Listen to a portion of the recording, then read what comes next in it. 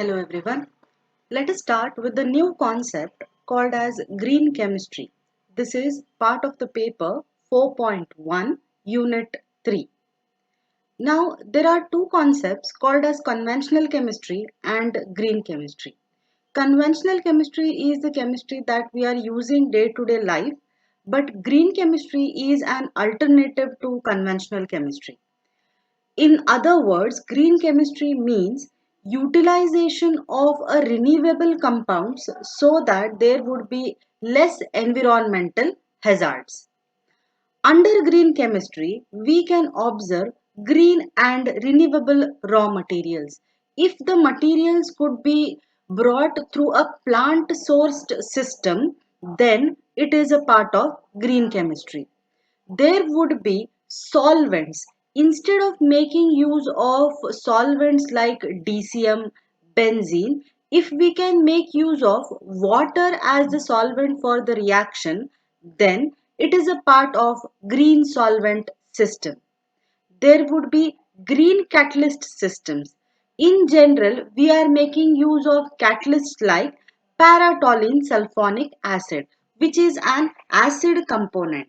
Instead of that, if we can make use of polymer encapsulated catalyst, then that is a part of green chemistry.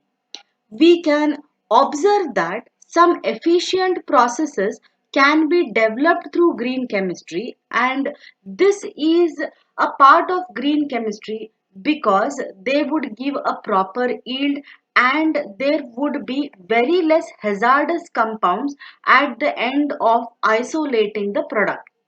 Then we would be observing environmentally benign products. That means the products that we have synthesized we can be biodegradable. In turn, the starting materials and the final compounds can be biodegradable components. So in whole, green chemistry looks into a part of the environmental friendly chemistry. Green chemistry is having many parts which shall broadly include green solvent system, green catalyst system, efficient processes, environmentally benign products, green and renewable raw materials, and green solvent system. Now, when we observe, there would be systems like conventional methods and green chemistry, and we have to see that obviously green chemistry should be followed rather than a system like a conventional system. After understanding what is that we are looking for in the green chemistry, we should try to understand what is a green chemistry concept.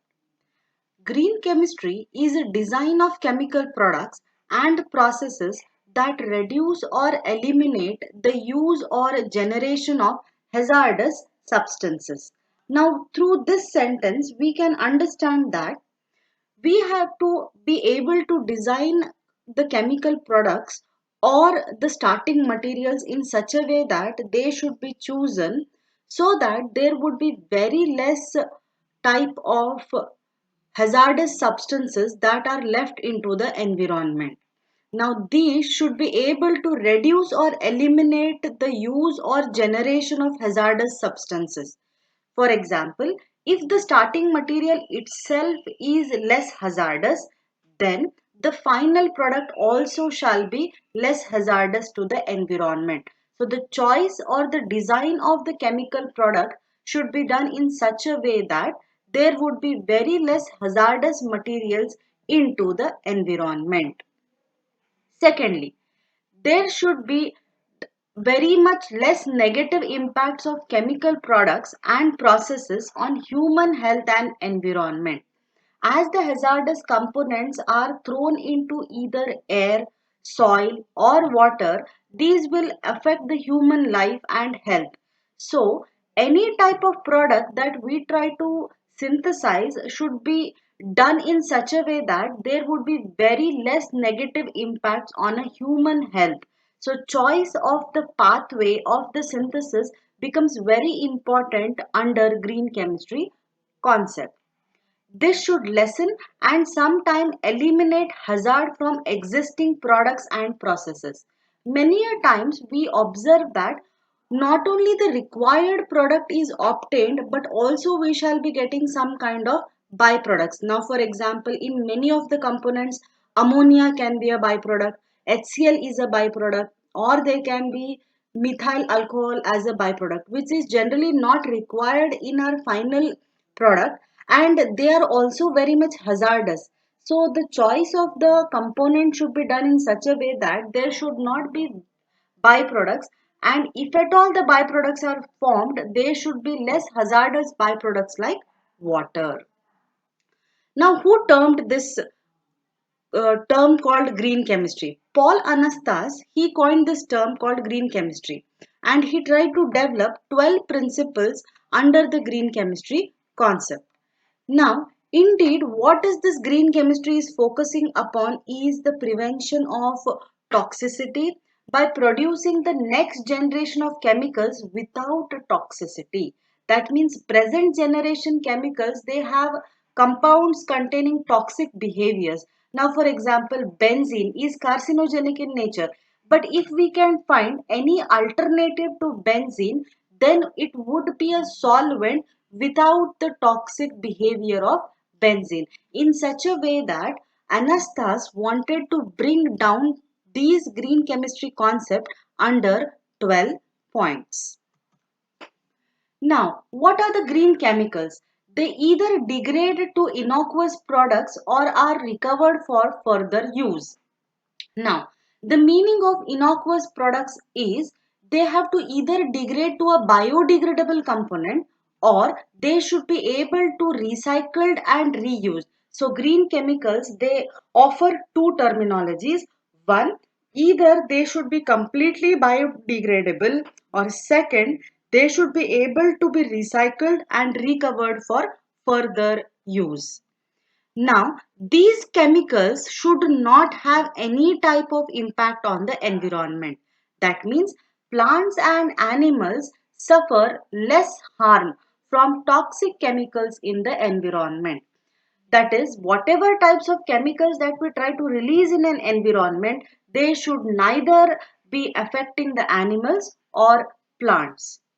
In turn, if we could do that, we could have a lower potential of global warming, ozone depletion, smog formation, and less chemical disruption of ecosystems. Now, this is very important. Global warming is caused by greenhouse effect. We have observed that there is an ozone depletion because of the chlorofluorocarbons. There is a formation of smog because of the release of poisonous gases into the soil environment. And because of all these systems that have been formed, there are a lot of disruptions to a natural ecosystem. So, if the chemicals are designed in such a way that there would be very less disruption to the naturally occurring ecosystems. Green chemistry is also called as sustainable chemistry. That means it can sustain for a longer period of time, and it can be called as recyclable chemistry also. It is used to design of chemical products and procedures that reduce generation of hazardous chemical substances. Now, green chemistry not only includes the formation of final products, but the procedural system is also seen over here. That means a procedure can be set in such a way that it should be a green chemical process. In turn, there should be very less hazardous compounds which is released into the environment. Green chemistry applies diagonally to the life of chemical product, including its manufacture, use, design, and ultimately disposal. Through green chemistry, if any product is designed, it should be seen that in the manufacture also it should utilize green chemical synthesis. How it has been utilized into the day-to-day life also matters. How it is designed and ultimately how it is completely disposed have to be followed through a green chemical procedures. Hence, a chemical product not only to be synthesized should be green, but also final ultimate disposal also should be a green chemical procedure. Basically, whatever chemical product that we try to design should be biodegradable. After understanding what are the principles of green chemistry, now the main question is, why is there a need for green chemistry? Why cannot we move to a conventional methods?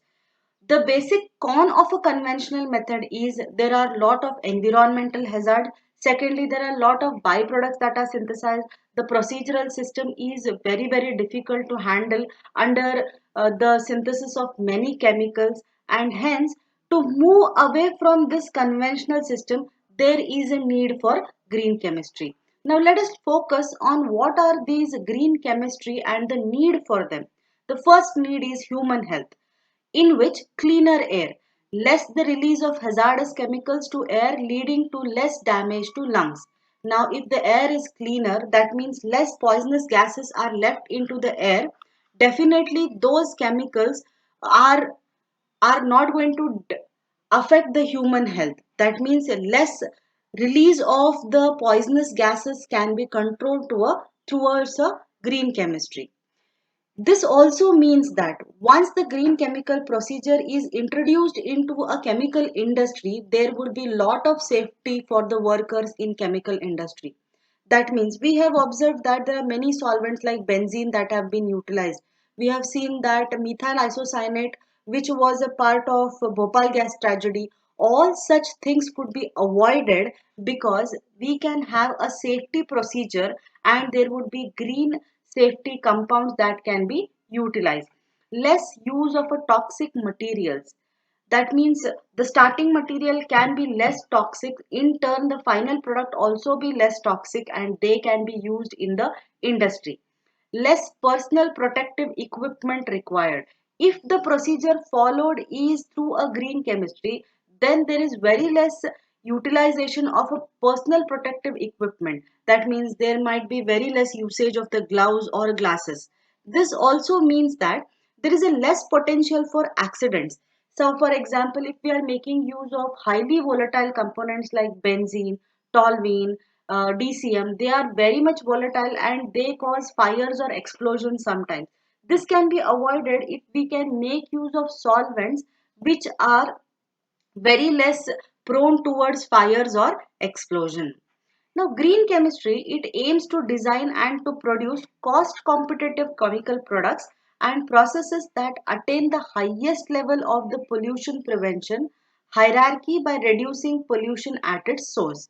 Now, this means that green chemistry not only tries to synthesize the final product, but it tries to design in such a way that competitive to the conventional chemistry, the chemical products can be formed, and then the pollution can be controlled at its source. That means if we try to make use of the starting materials which are greener in nature or they are coming from a renewable source of energy, that means there would be less pollution. So at the source itself we can reduce the pollution. Now, chemicals that are less hazardous to human health and environment are less toxic to organisms. If the chemicals that are released into the environment, that means it may be even the herbicides that we make use, they are toxic. But if they are designed in such a way that they are green chemicals, that means if they are released into environment also, many organisms may not be affected by those chemicals. Now, green chemistry, it aims at making chemistry more energy efficient. Instead of making use of a high temperature reaction, we can make use of microwaves or we can make use of sonication energy or sound energy for a reaction. So in turn, they can become energy efficient. This also means that they reduce waste disposal. That means very less waste is produced and or producing innovative products with less consumption of natural resources. That means lesser the consumption of the natural resources, that we can make use of the optimum quantity of the final products. In turn, there would be very less waste disposal. So green chemistry is also called as energy efficient chemistry, where conventionally we would be making use of higher temperature. Instead of that, alternative ways of energy like microwaves could be utilized. What are the goals of green chemistry? After understanding the need of green chemistry, what are the goals of green chemistry? This is to reduce adverse environmental impact, try appropriate and innovative choice of material and their chemical transformation. The first point itself says that it has to reduce the environmental impact, and there should be a procedure in such a way that there would be an innovative method, and whatever chemicals we want to transform or whatever changes in the functional groups that we want to do, they can be done in an innovative way. To develop processes based on renewable rather than non-renewable raw materials. That is, the starting materials can be a renewable source of energy rather than a non-renewable source of energy. If the starting material itself is coming from a renewable source of energy, then the final product can be observed as a biodegradable component. To develop processes that are less prone to obnoxious chemical releases, fires and explosion. Now in such a way that we can develop a procedure where there would be less context of fires and explosion. That means utilization of the solvent could be restricted in such a way that there would not be any accidents. This is also to see that to minimize the byproducts in chemical transformation by redesign of the reaction and reaction sequences. In many of the reactions, we observe that not only the product but the byproducts are also formed. Sometimes those byproducts are not at all helpful or they are not at all useful for us. So that means they go into a waste. Instead of that, by designing the chemical transformation in such a way that there would be no byproducts or very less byproducts, so that 100% of the starting material could be converted into 100% of the final product. Finally, to develop the products that are less toxic, the products which have to be developed, they should be very less toxic to the environment, to the human health and all the organisms. So these are the simple goals of green chemistry. What are the pros and cons? Not only when we try to understand green chemistry, then definitely there should be some pros and some cons. Let us first look into the pros. Firstly, they can be energy savings. Rather than making use of a higher temperature reactions, if I make use of microwaves, that is one of the pros. Slowdown of global warming. Release of the poisonous gas can be stopped and hence the global warming can be stopped. Reduction of air pollution. If there are less type of hazardous gases into the environment, then obviously there will be less air pollution, less soil pollution. If a green component of herbicide is utilized in the soil, that means we can control the soil pollution. If there are less toxic or biodegradable component released into the water environment, then there will be less water pollution. Reduction in plastic pollution. Obviously, we can observe that if we are making use of systems like chemicals, they have to be saved in certain plastic component. If we try to convert this into a polymer component, then there would be less plastic pollution. Green tech may save many natural resources. Definitely, many natural resources can be saved through green tech. That means instead of making use of oil resources, we can go for some plant-based resources, may allow us to feed more people on a global scale. That means if green chemical technology has been utilized and there are some greener herbicides, then the yield may increase, and then this means that lot of food production may protect the poorest among us. This also means that economically the poorest can be supported. There would be waste reduction. Mostly if it is biodegradable, then there would not be generation of any type of waste. Effective recycling. If at all there is some amount of byproduct that gets formed, that means either through a recycling system or if we make use of some green catalyst, then utilization through a recycling procedure, the catalyst can be used for many types and hence we can see effective recycling. Sustainable energy production. That means we can say that energy production can be increased. We need not have to depend on a burner energy or we need not have to depend on the oil resources. Rather, we can see that we can be dependent on a microwave system or a sound system to complete a reaction. This also means that there would be newer business opportunities in the green chemical revolution. may strengthen a company's brand. That means if a company tries to advertise itself through a green chemical procedure, that means the company's brand can be strengthened. This also means that nowadays most of the governments, they are giving lot of tax advantages for the companies which want to have a green chemical technology. So these are few of the pros of the green chemical technology. But there are many cons also.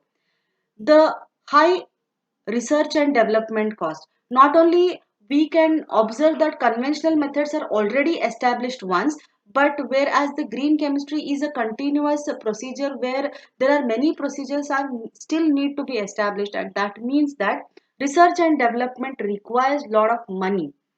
High implementation cost. Not only we can see that the conventional procedures might have a simple burner system, but if we want to do a microwave reaction, definitely there should be a microwave system that has to be installed, and hence that means it's a high implementation cost.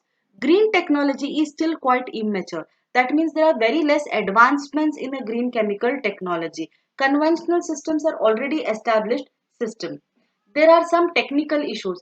Sometimes the issue may be with the starting material, sometimes the issue may be with the final product. Implementation may take many years. That means though it has been already discussed that there is an implementation, but to come to a final procedure it might take many years. This also means that high product cost.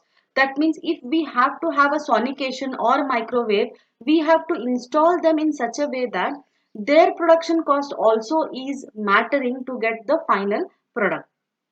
We also know that green chemistry is still very immature, and hence there is a lack of knowledge in the general public. That means to market the green chemical component it becomes a bit difficult.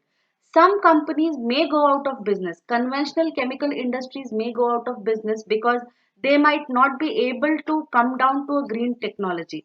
There may be some job losses because of this.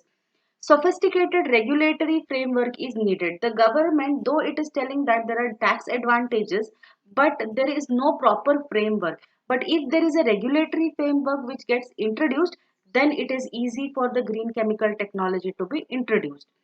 Not everything that is labeled as green is actually green.